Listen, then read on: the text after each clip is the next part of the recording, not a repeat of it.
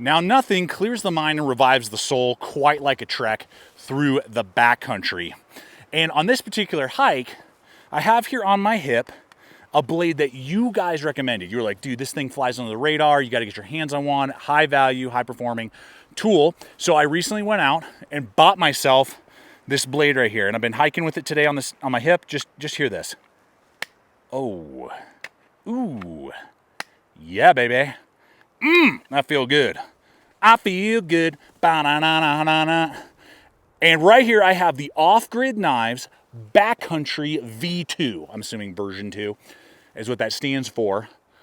So this is designed in theory for exactly where I am today. For camping, backpacking, hiking, multi-day trips, or just a quick jaunt through the woods. The Backcountry is sporting some really interesting features. We're going to find out how this handle holds up, if there are problems with ergonomics. How does this cryo-treated D2 steel with an OEM based in Taiwan, so this is a Taiwanese-made blade, sheath. We're going to run in competitive options, really find out today what this blade that flies under the radar can do. Just hear, man, feels good right there on that hip. And run in some competitive options and just find out what this brings to the table. If you're new to the channel, welcome. All of those of you who recommended this recently, appreciate you. Always appreciate you guys' recommendations. I often find brand new blades I never even knew about. Well, let's go ahead. If you're new, again, I guess. I'm Aaron. This is Gideonstactical. Let's start trekking into this review. Well, all right. We're back at the woodpile again. I'm just in a really sing-songy mood lately. Well, blade lovers the world over. This is going to be a wild review because not only am I going to be breaking down, obviously, the backcountry, but I'm going to be also running in some competitive options that have some truth darts attached to them that are really going to hurt the feelings and maybe possibly make some of you knife lovers cry, depending on your favorite blades. I know some of you have blades that are like sub $100, which is definitely what this falls into and what I paid for this. The reality might be hard to endure. So it's gonna be awesome. There might be tears, there might be laughs. There's gonna be a lot going on in this video. And you know, I'm not new to off-grid knives. You may be. Last year on like a crazy closeout, I picked up this Tracker X2, also Cryo D2 OEM of Taiwan. Different profile, but you know, like similar materials basically. And I was really blown away. I'll tag that video if you want to check that video out. And I was over on their site, just getting some last minute details in preparation for this video. And you know, Off-Grid Knives has been around since 2016. They are based here in the US in California, so they're an American owned company. And there was actually a cool like 3-minute video from Kerry, the owner, and just kind of his heart and like why he started Off-Grid Knives. So I'll tag that if you want to go check that out. It's just cool to kind of hear the heart of owners and stuff. And then, you know, they OEM a lot of stuff in Taiwan, which I have zero problem with. And so, guys, with that, let's just dive right in. Let's have some fun. If you are a blade addict, comment below. I'm addicted to blades, and I'm sure if you're watching this video, you probably are too. And we'll begin with the blade itself, right? What we're looking at is 4.5 inches overall blade length, 5/32 or 0.156 on the stock thickness. Superb with a saber grind. That, regardless if you're in the backcountry, regardless if you're looking at this more, and it's funny, you know, this is named the backcountry, but I almost feel like the other model, which they are doing X3 in May. They're coming out because those are all sold out. But I almost feel like that one should be the backcountry and this one should be the Tracker, because this definitely has like, yes, an outdoorsy, use it around camp, you know, concept to it, I feel, but there's also, you know, like a PDK feel to the blade, to the profile, you know, personal duty knife that you could carry on a tack belt, you know, run and gun, whatever it is, because of the kind of profile of the blade. But the overall design, the stock thickness, all of that would lend itself to be a lot of crossover capability. And that is absolutely what I saw when I started to deploy the blade, use it not only in, say, like seatbelt cutting, one slice, you know, cordage, went right through that, you know, rubber, all sorts of different man-made materials. It's just cardboard. I mean, I have pocket knives that can't perform as well. against this blade. Now, part of that is because of the micronic recurve. You might be able to see that right there. And this belly right here, this is the sweet spot. This is like the Belarus right there of the blade, where you just can, that portion gets the majority of the work if you're doing front end, like slicing. You know, the geometry was superb. I could easily just push right through a tomato and not crush it, slice up food, no problem. If you're doing that around camp, it's gonna do that. And, you know, like pulling back, going through the cardboard, doing stuff like that, I was really pleased. One slice through like a heavy duty zip tie, no problem. So those type of activities, we will often see other, you know, like whatever, combat utility knives, whatever you want to call them, that because they're thicker and they're broader in the grind, I mean, you have to saw at cordage. Sometimes you have to saw at like a zip tie, and it's going to take a lot of energy. Not the case, and partly again because of that recurve. Now, when I started to really pound on this, really pleased, because Cryo D2, you know, and it's a Rockwell 61. It could be pretty chippy if not done proper. But whatever they're doing, and I saw the same with when I did the Tracker X2. No chipping. I mean, and I'm talking about, I'm side splitting, you know, 2x4s that I've put waves in other blades that are like more premium. You know, no waves, no chipping, and then chopping at 9 ounces. It's going to do okay. You can definitely delimb. I delimmed a whole branch without any difficulty and without even a lanyard. So, you know, delimbing of stuff like the thickness of your thumb, you know, you can definitely do no issue. But this wouldn't be like the knife I would go, you know, Paul Bunyan on a bunch of stuff. But all of those attributes and doing the carving, you know, easily able to do that, able to get a feather stick going, no problem. Again, partly because of just the acceleration and the slight, ever so slight sweep of that micronic recurve. It just allows for extra, you know, push down and then cutting through the wood. And the swedge, you know, and it's got a 90-degree spine right back here, so you could easily throw sparks, get a fire going. So again, great for the backcountry and camping. And then the swedge is still flat the entire way and doesn't thin out like other maybe duty knives that kind of have a similar profile.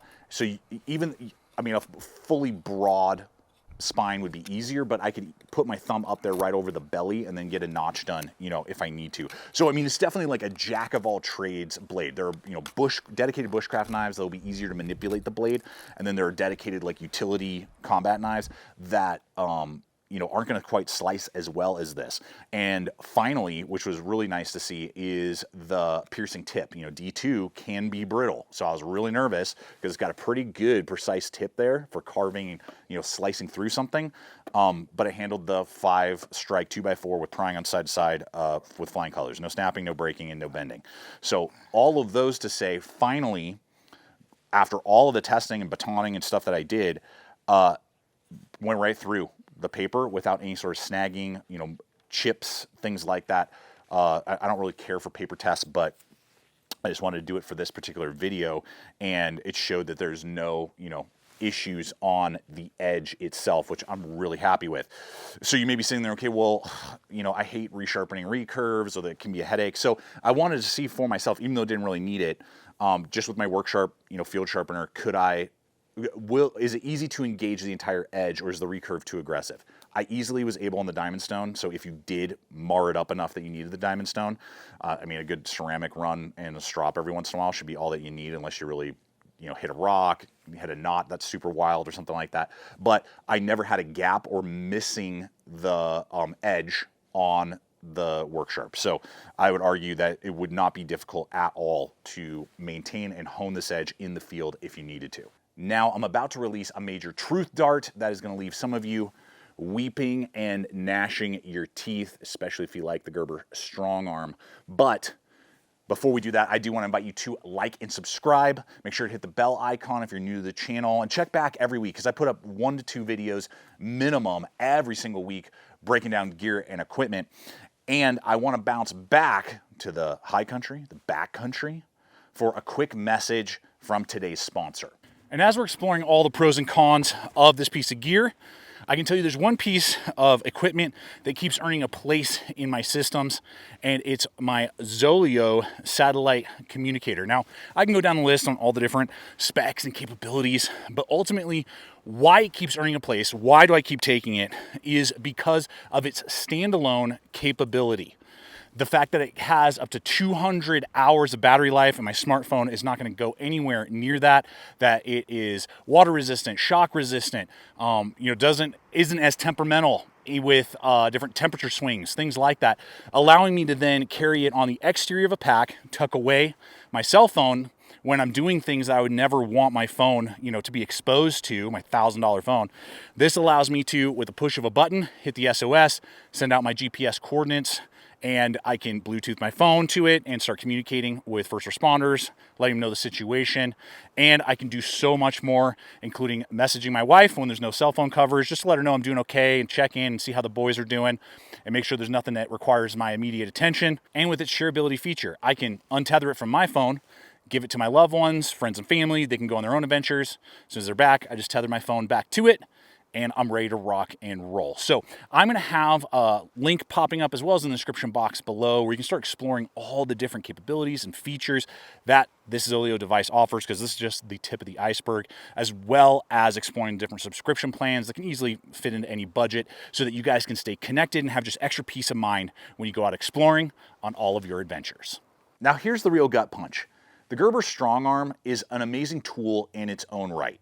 Really like the definition of a PDK, personal duty knife, combat utility, whatever you want to call it. And I remember paying 55 bucks for this model back in the day, American made, 420 HC, not the best steel, but this blade is indestructible. But in today's world, almost like 9 years later probably, this thing goes for 80 to 90 bucks for this model.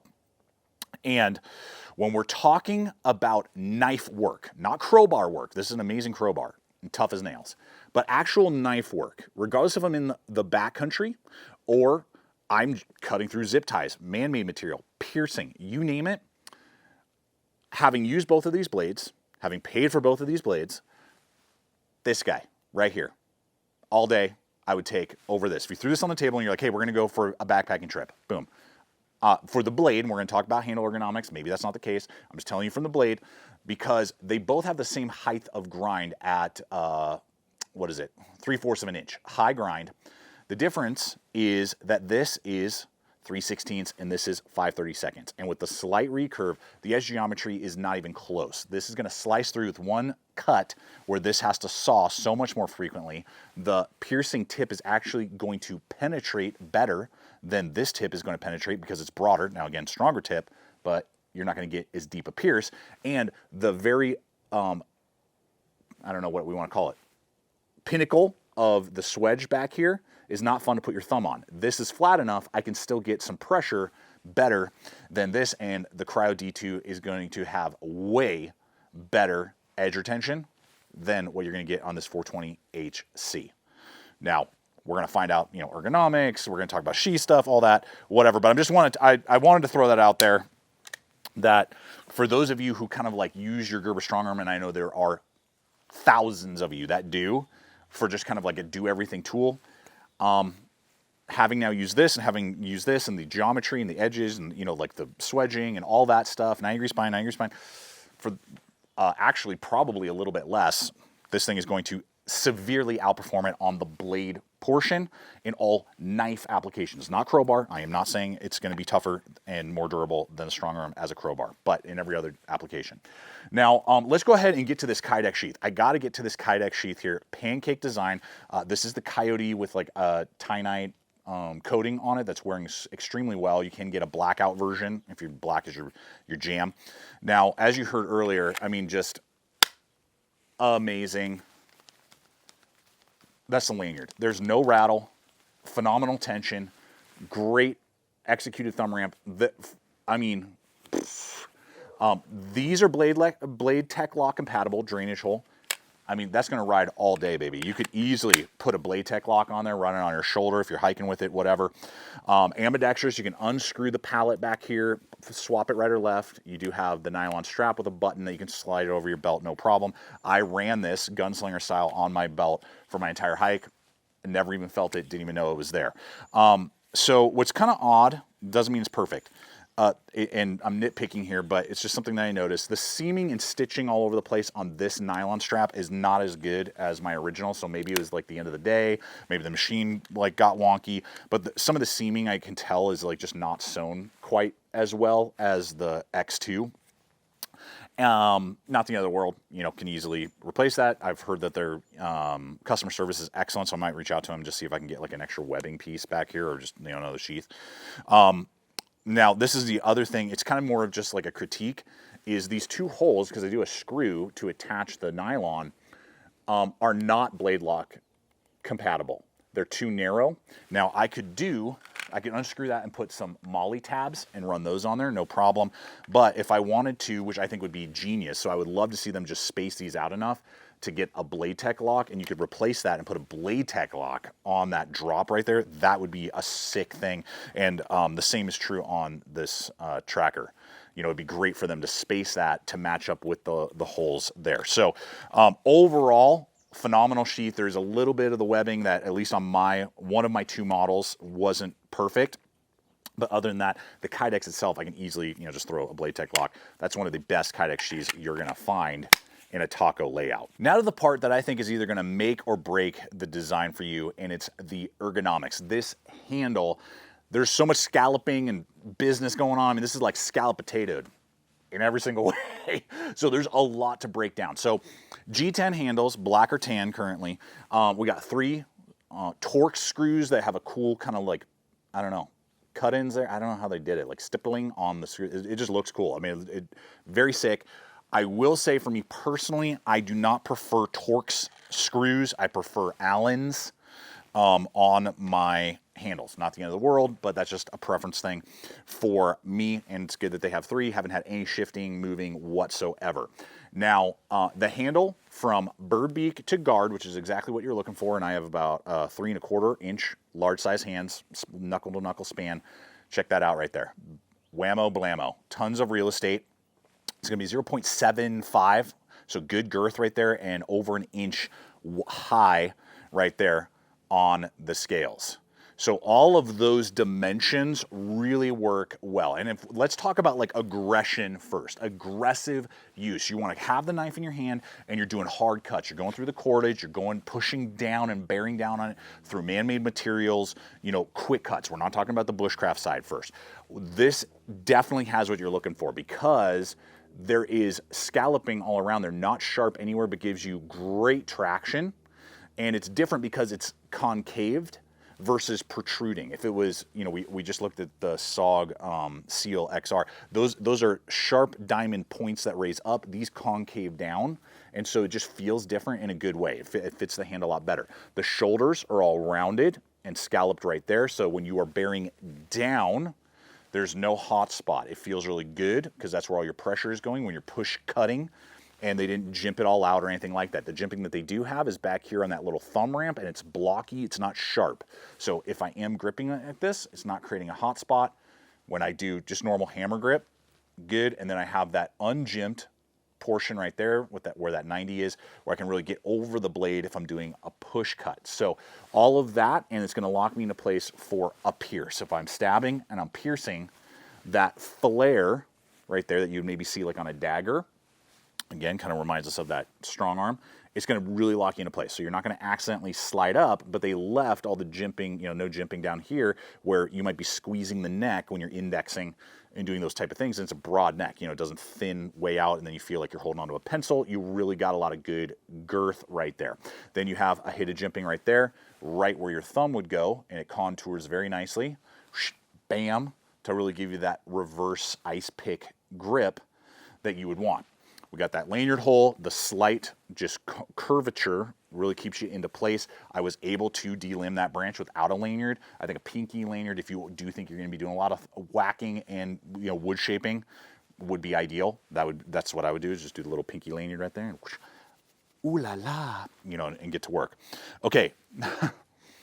So this is really it. So up until that point, it's all great. This split right here, and for the most part, I don't have a lip anywhere that I can see on this, so I would say that the handles are really shaped well. They scallop the insides right here, and it's this split. So for all heavy, hard applications, and if you're just like, I need to make like 4 feather sticks and get it done, and maybe make like 1 notch. Great, cool, no problem. And I was shocked that it actually split my size hands perfectly. And even when I moved and did different, grips, that split did not cause a problem. Is it needed? No. Do I wish it wasn't there? Yes. But thankfully, in most applications, again, not bushcrafting. If you're going to sit there around the campfire for an hour and want to just carve and whittle, this is not the knife I would choose. If you just need to get some quick work done and know that you have amazing grip with or without gloves. I also used it with gloves to make sure that, I could grab the tool. That absolutely helped. And so if you use winter gloves a lot, things like that, you're definitely going to get the grip, and it's not too short or too small a handle. So, but it would not be my first choice to, make a wood spirit for 30 minutes, and make a little owl or something and do some wood carving. But to make the feather sticks that you have seen, to do the quick notching, that I have done, at the end of it, I wasn't like, please God, get this out of my hand, like when we did the Sog Seal XR last week. And if they do a version 3, all I would say is that they should follow suit with a blade that they just dropped, and you can see definitely has some reminiscent vibes to it. The Sidekick, and you can just see there that handle profile. If they followed suit with that, I think that would be superb. Park the car, throw away the keys, you're good to go on that. But as it stands, I mean, I would give it a very solid 7 out of 10 in just general, handle ergonomics. Again, if you want bushcraft, like an S, 1 or something, I mean, that's obviously going to be the tool for like just an hour around the campsite. So, yeah, let's just talk some competitive options here real quick before I give you just my final kind of take on the overall design, just so we can get an idea of where it stacks up for around that $80 price point. All these are going to be like under $100 for the options. So if you want American made, we obviously know the Gerber STRONGARM. And again, that's where maybe you could argue, even though the diamond pattern again is raised and the neck is definitely like more tapered, ergonomically, it's just a more like kind of generic design that some of you may gravitate to more.